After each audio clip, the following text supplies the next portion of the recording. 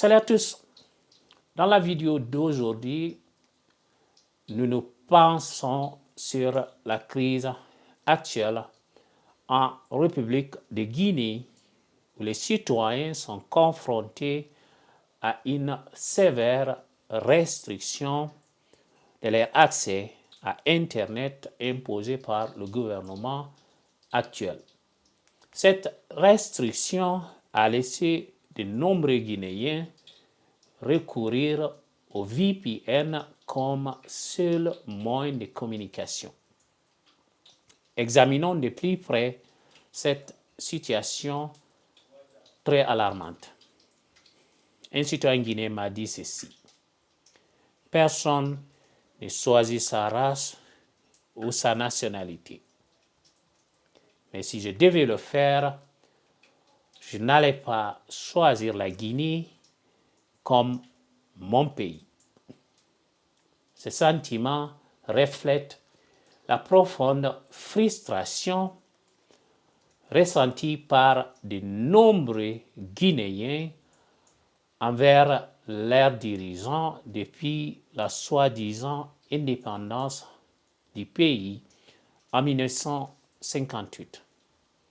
L'histoire politique de la Guinée a été marquée par la déception de nombreux dirigeants n'ayant pas répondu aux attentes de leur peuple. Parmi les dirigeants, Lansana Conté est souvent cité comme le seul président qui a réussi à faire quelques progrès. Cependant, les restes des dictateurs ont été entassés d'allégations de corruption et de crimes contre l'humanité, comme ce qui s'est passé au stade du 28 septembre en 2009. Le gouvernement actuel, jugé illégitime par beaucoup, a franchi une étape supplémentaire en restreignant l'accès à Internet dans le pays au cours des 10 derniers jours.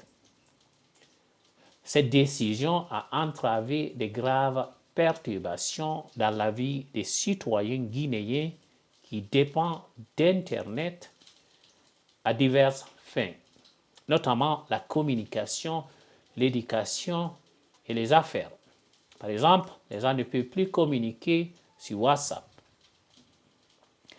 Il est important de souligner que l'accès à Internet n'est pas un luxe. C'est un outil fondamental pour la liberté d'expression, le partage d'informations et le fonctionnement des bases d'une société moderne. En restreignant l'accès à Internet, le gouvernement guinéen limite la capacité des citoyens à exercer leurs droits et étouffe les canaux de communication. Cette coupure d'Internet a suscité une large condamnation de la part des organisations de défense des droits de l'homme et des médias guinéens qui affirment qu'elle porte atteinte aux droits du peuple guinéen.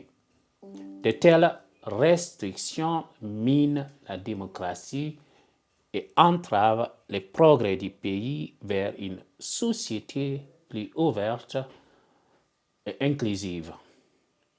Alors que le peuple guinéen lutte pour se connecter au monde, il est crucial que les projecteurs restent braqués sur son sort.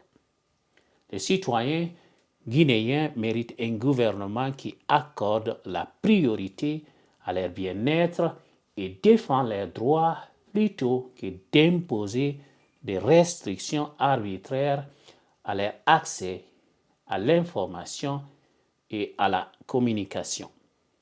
Cela conclut la vidéo d'aujourd'hui. Merci d'avoir regardé la vidéo et n'oubliez pas de partager et de vous abonner.